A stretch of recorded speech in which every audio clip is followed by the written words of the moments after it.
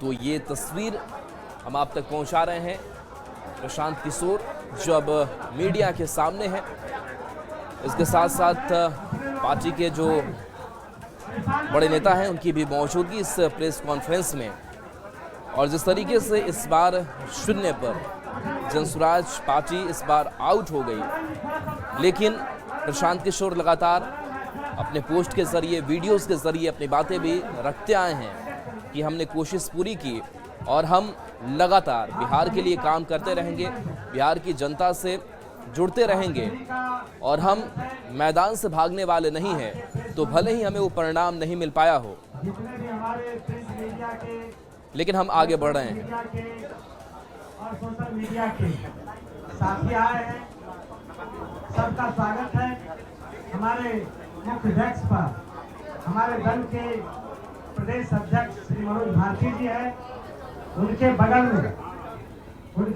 में विश्वविख्यात गणितज्ञ और हमारे दल के उम्मीदवार श्री केसी सिन्हा जी हैं।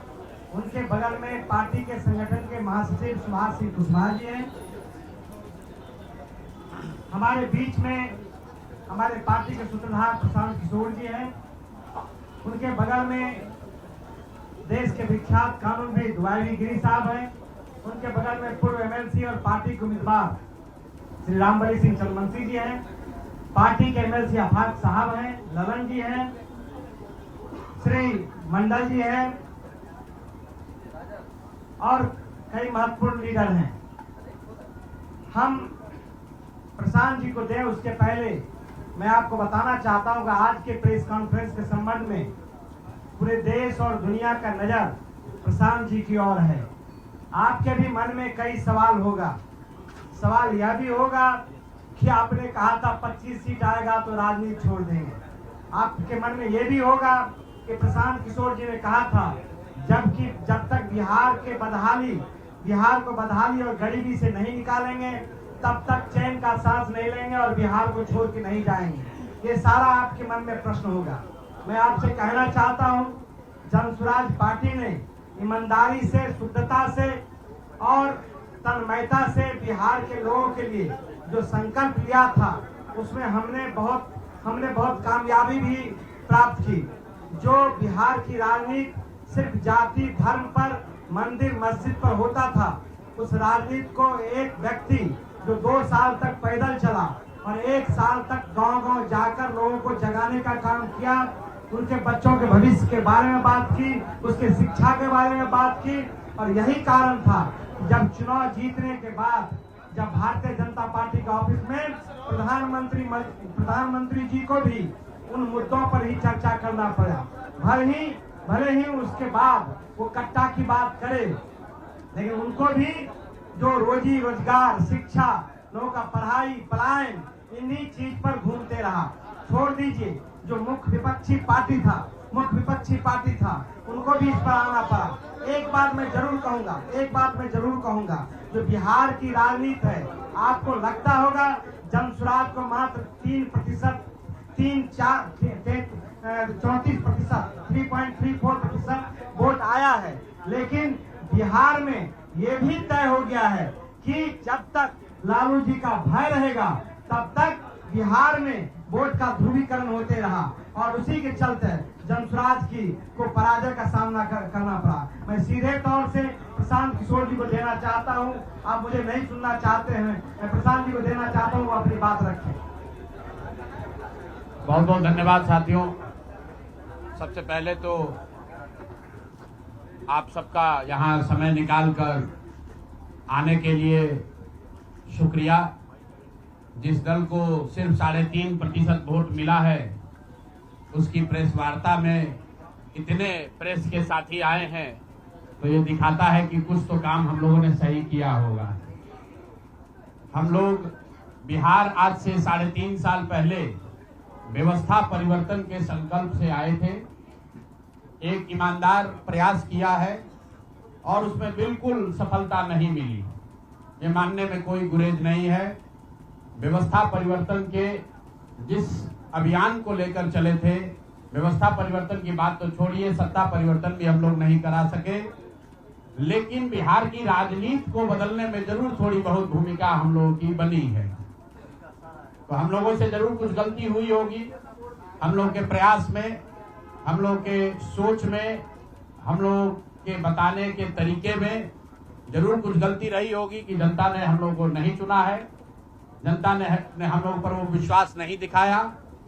तो उसकी जिम्मेवारी जो है वो पूर्णतः मेरी है, प्रशांत किशोर की है, और वो जिम्मेवारी मैं 100% अपने ऊपर लेता हूं कि मैं बिहार की जनता को, अपने साथियों को, इस व्यवस्था से जुड़े हुए लोगों को, जिस प्रयास से हम लोग जुड़े थे, जिस प्रयास को करना चाहते थे, उससे उनका विश्वास उस पर मैं नहीं जीत पाया।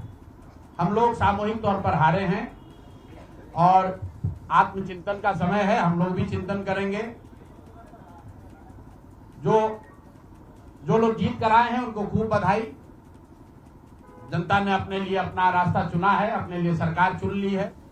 अब नीतीश जी और भाजपा के लोगों पर जिम्मेवारी है कि बिहार में जिन बातों को लेकर वो सत्ता में आए हैं, बिहार में तरक्की हो, बिहार में भ्रष्टाचार से जो जनता जूझ रही है, भ्रष्टाचार खत्म हो, यहाँ पर लोगों के लिए रोजी रोजगार हो, और सबसे बढ़ के जो मुद्दा है पलायन का, बिहार से पलायन बंद हो।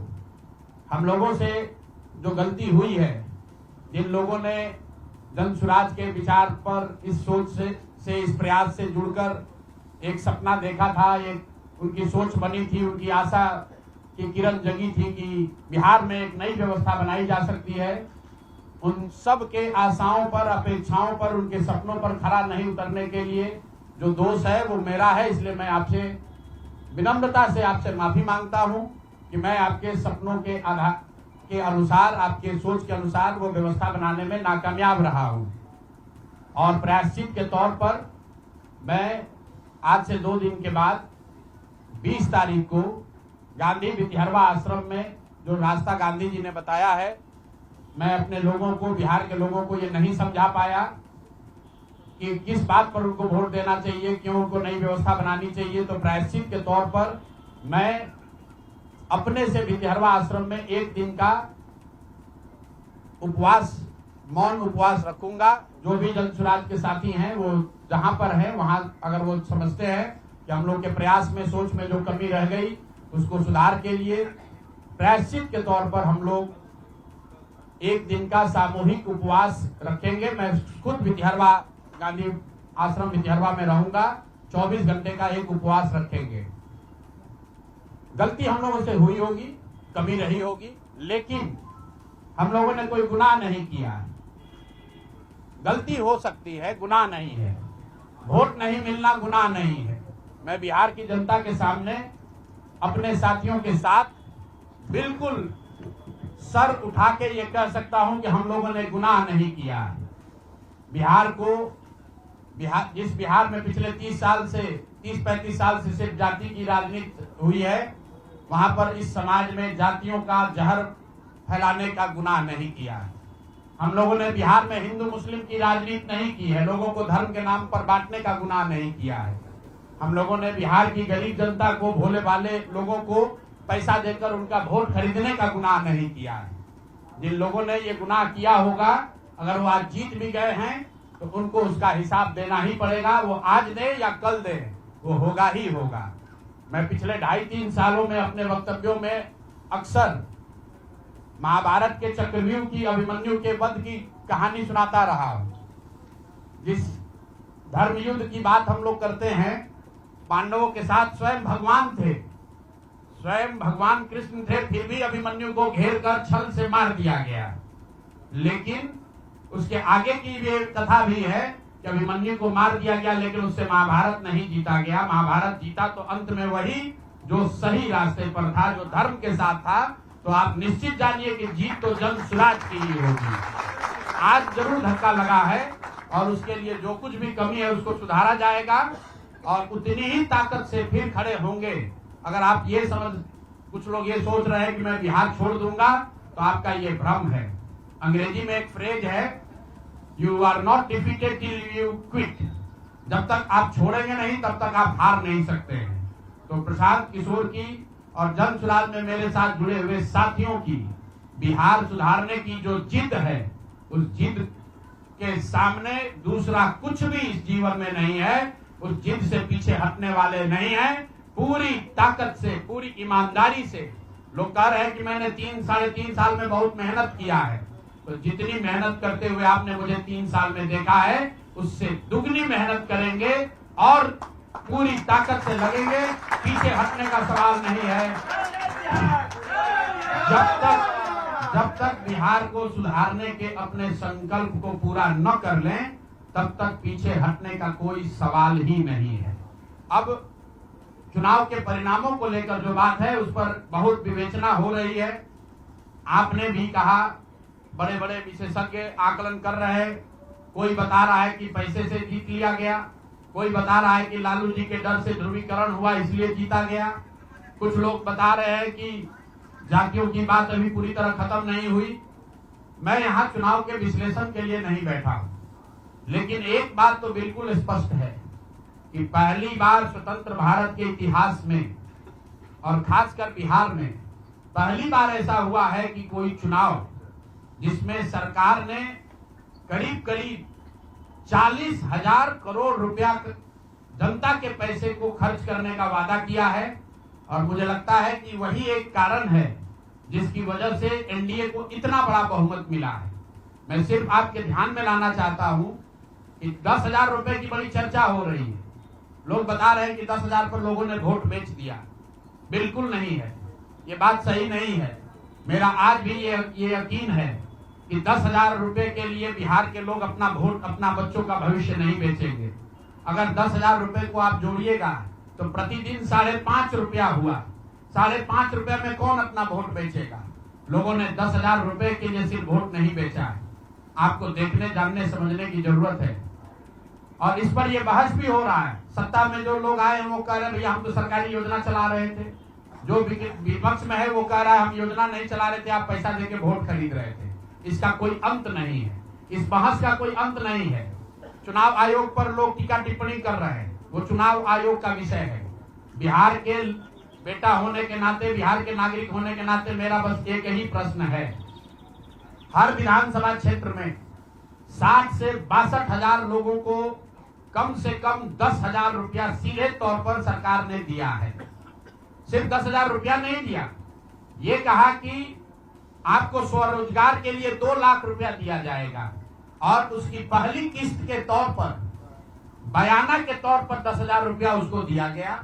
और पूरा सरकारी तंत्र लगाया गया लोगों को ये बताने के लिए कि अगर आप एनडीए को वोट देते हैं तो आपको 10,000 रुपए के साथ साथ आने वाले 6 महीनों में 2 लाख रुपए तक की सहायता मिलेगी। इसको करने के लिए पूरा सरकारी तंत्र लगा। जीविका की दीदियों को बैठाया गया। जितने यहाँ पर आशा आंगनवाड़ी सेविकाएं हैं उनकी सैलरी, उनका मानदेय बढ़ाकर उनको जोड़ा गया। लोग कह रहे हैं भैया काडर कहाँ है?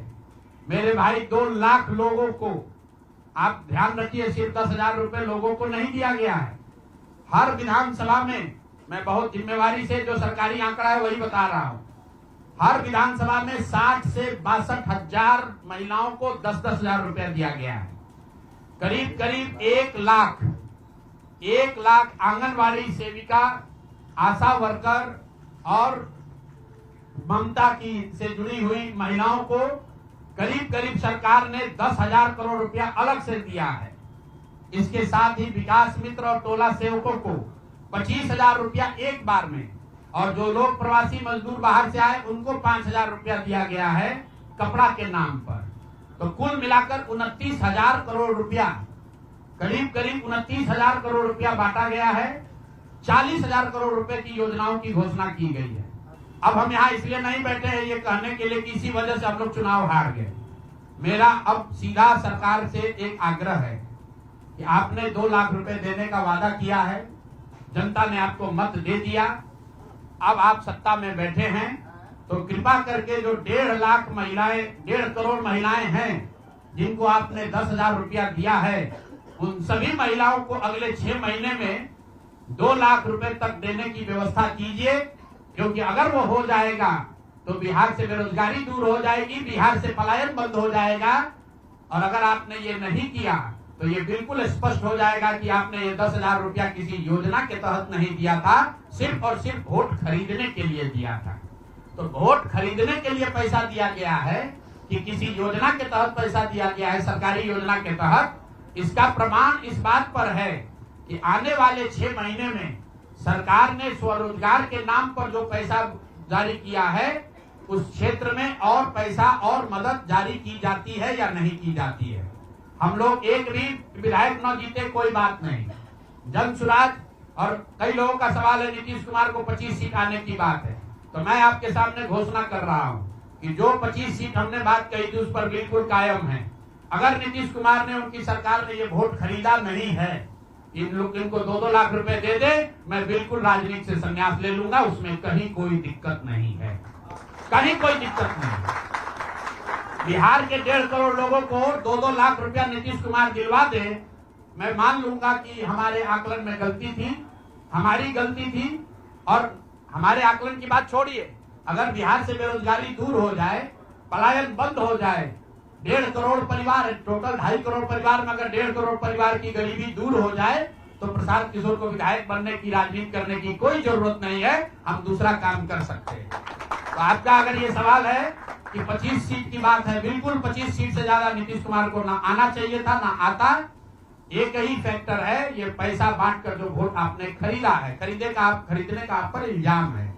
तो इसको आप इतने 20 साल से आप मुख्यमंत्री हैं, तो आप इस इल्जाम को धो दीजिए। अगले 6 महीने में 1.5 करोड़ लोगों को, 1.5 करोड़ परिवार को स्वरोजगार की व्यवस्था कर दीजिए। और अगर नहीं कीजिएगा तो हम लोग यहीं पर हैं।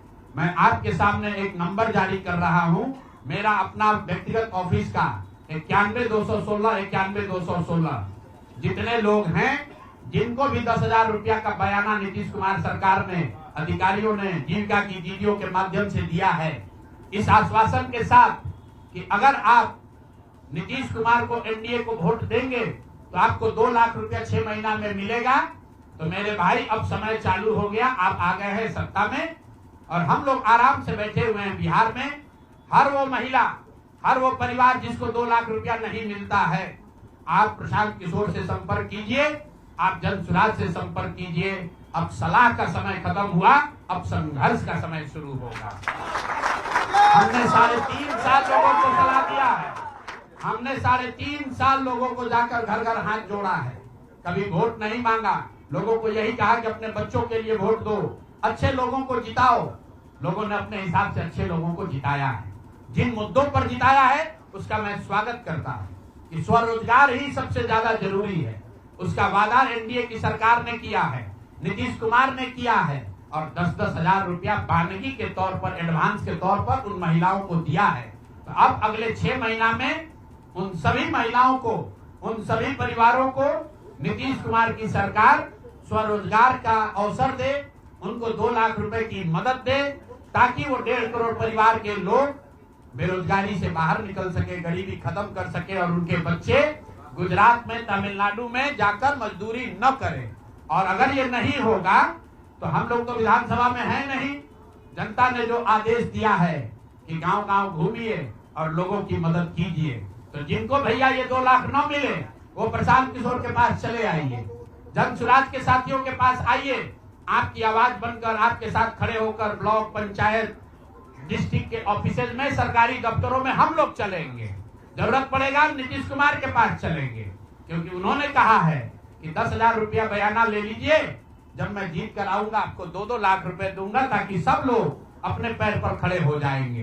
तो जन सुराज के लोग अब ब्लॉक में, और जिन लोगों ने, आपने सुना होगा सहारा में लोगों को कहा गया पैसा डबल हो जाएगा, सहारा के जिन लोगों ने एजेंट बनकर, समाज के कई लोगों ने सहारा में पैसा जमा कराया, सहारा वाले भाग गए तो लोग एजेंट को खोज रहे हैं। तो जो सरकारी अफसर नेतागिरी कर जिन लोगों ने किया है, सरकार की ओर से आश्वासन दिया है कि हम लोग आपको रोजगार देंगे, 2 लाख रुपया देंगे, जो जिन जीविका की दीदियों ने एक महिला को जाकर समझाया है, बूथ पर बैठकर वोट दिलवाया है, सिंबल सिखाया है, क्रमांक संख्या बताया है, वो जीविका की दीदियों की जिम्मेवारी है कि जिनको आपने ये काम कराया है, जिनके बच्चों का भविष्य आपने 10,000 रुपया में आपने सौदा कराया है, उनको पैसा मिले।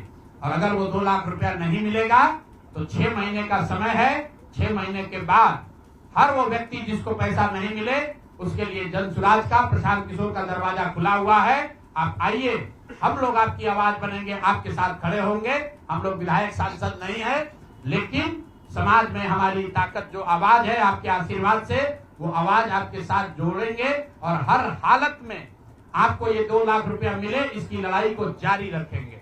दूसरी बात जो करके मैं खत्म करूंगा, चुनाव से पहले सरकार के भ्रष्टाचार को लेकर, भ्रष्टाचारी मंत्रियों को लेकर इसी जगह पर हम लोगों ने कई प्रेस कॉन्फ्रेंस किए हैं।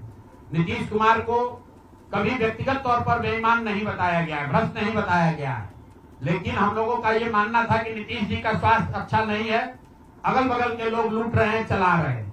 अभी परिणाम आए हैं, नीतीश जी को देखकर लग रहा है कि नीतीश जी बिल्कुल स्वस्थ दिख रहे हैं। तो अब मेरी उनसे अपेक्षा है कि 2 दिन के बाद अभी मंत्रिमंडल बनने वाला है।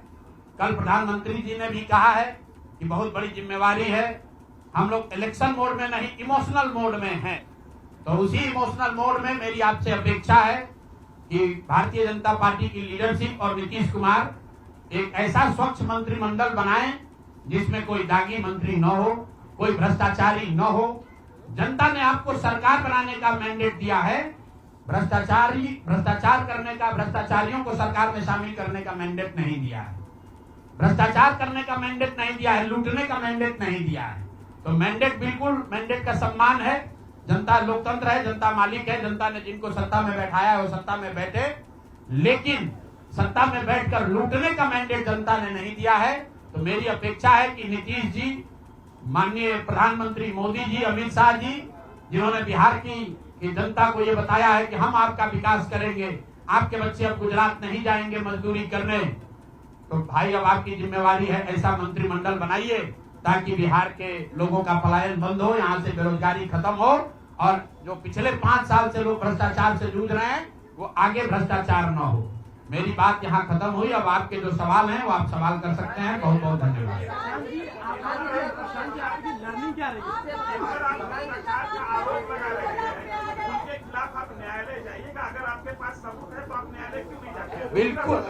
बिल्कुल जो बात हम लोगों ने पहले कही है, जिन नेताओं के बारे में कही है, उसमें कहीं पीछे हटने का सवाल नहीं है।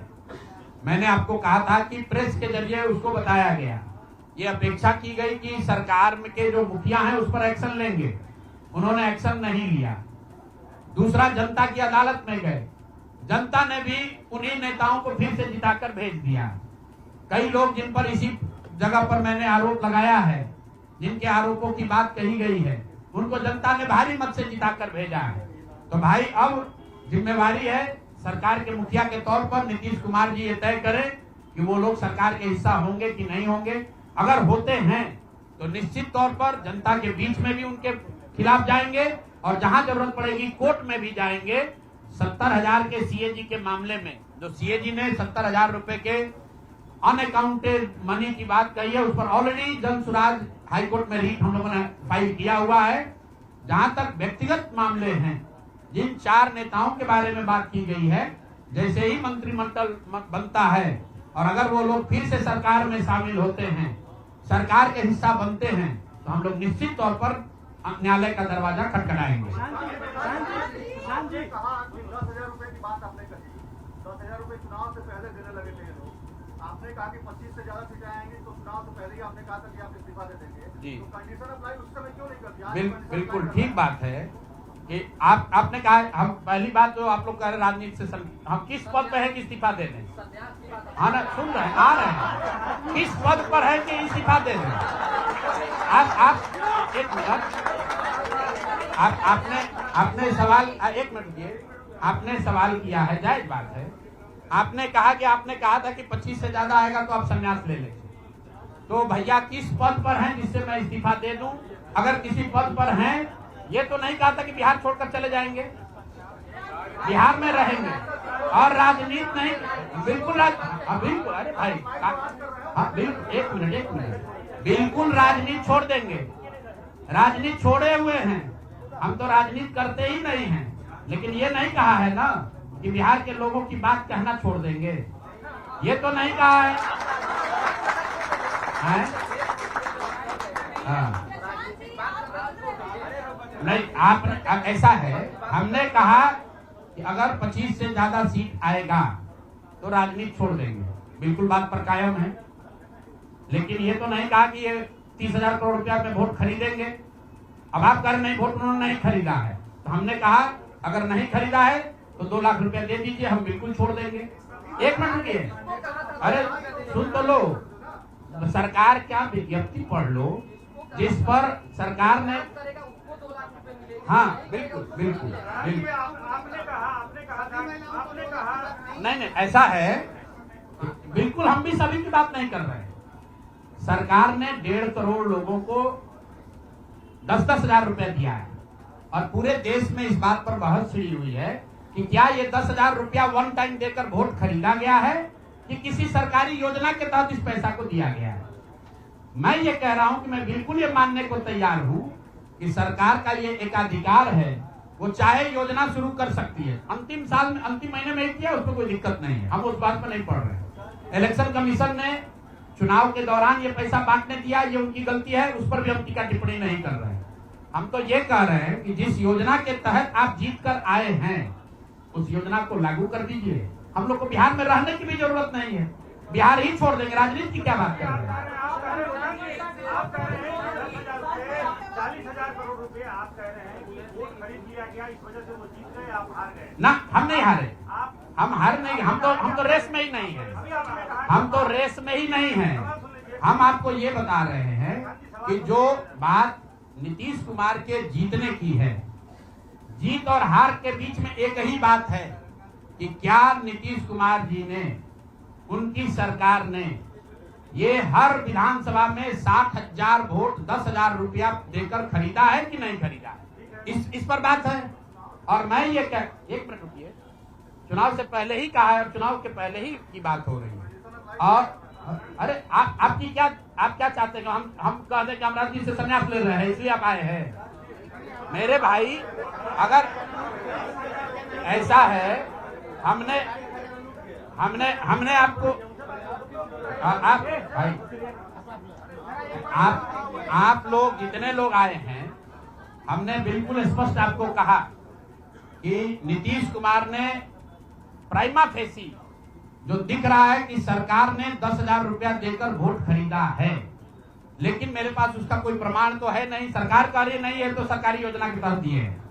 योजना की जो गजट ऑर्डर है वो देख लीजिए, उसमें लिखा क्या है कि 10,000 रुपया आपको स्वरोजगार के लिए महिलाओं को दिया जा रहा है और जरूरत के मुताबिक अगले 6 महीने में, उसमें लिखा है कि अगर आपकी योजना सरकार ठीक है, वही बात।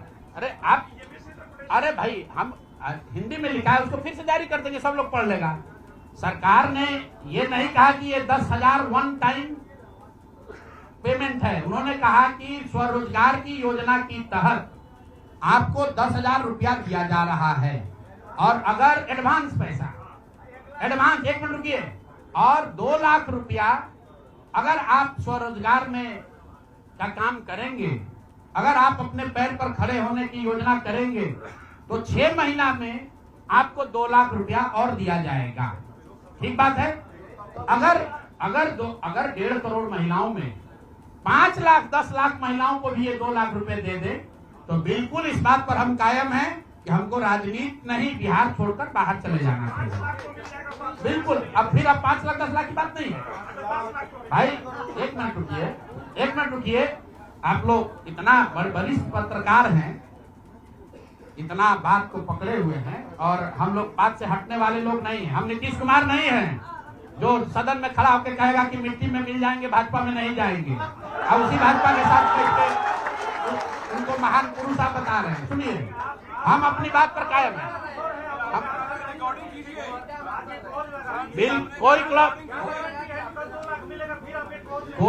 कोई क्लॉज नहीं लगाएंगे। सुनिए, ऐसा है, अरे बिल्कुल कॉन्फिडेंस नहीं लिख के दिया है कि अगर आप लेकिन उसमें ये नहीं कहा था कि 10,000 रुपया में आप वोट खरीदिएगा। अगर हर विधानसभा में 10,000 रुपया नहीं दिया गया है तो आप बता दीजिए ये सत्य नहीं है। आप कह रहे हैं कि आप राजनीति छोड़ दीजिए, तो हम राजनीति के किस पद पर है जिसको छोड़ दें? आप बता दीजिए। सवाल ये है कि आपने कहा था 25 सीट आएगी तो हम राजनीति छोड़ेंगे। जी आज आप एक रोज लगा रहे हैं, तो ये क्या भरोसा है कि कल अगर बिल्कुल आप भरोसा मत कीजिए। आप भरोसा मत कीजिए। हमने जो बात अपनी कहनी थी, हमने आपको बात कह दी। हम अभी इस बात पर अपने आकलन पर कायम हैं कि 3 बरस की बिहार की गांव-गांव की यात्रा के बाद जो मुझे दिखा, जो समझ में आया, उसके हिसाब से नीतीश कुमार को 25 से ज्यादा सीट नहीं आना चाहिए था। सिवाय इसके कि उन्होंने हर विधानसभा में उनकी सरकार की ओर से 10,000। 1 मिनट भैया, अरे आया है भाई, आया है, लेकिन उसके वो खरीद के आया है कि नहीं, वो अभी दिख जाएगा 6 महीना में। ठीक है, आगे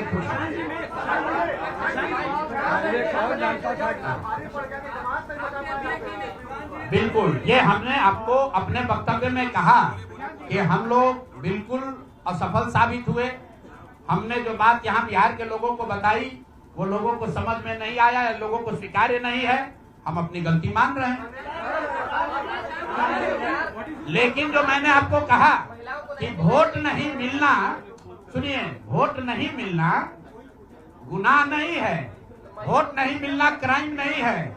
हमने भ्रष्टाचार नहीं किया है, हमने हिंदू मुस्लिम नहीं किया है, हमने जाति की राजनीति नहीं की है, हमने वोट नहीं खरीदा है। चलिए आगे बढ़िए। पूरे प्रेस वार्ता में एक ही व्यक्ति तो नहीं पूछेंगे।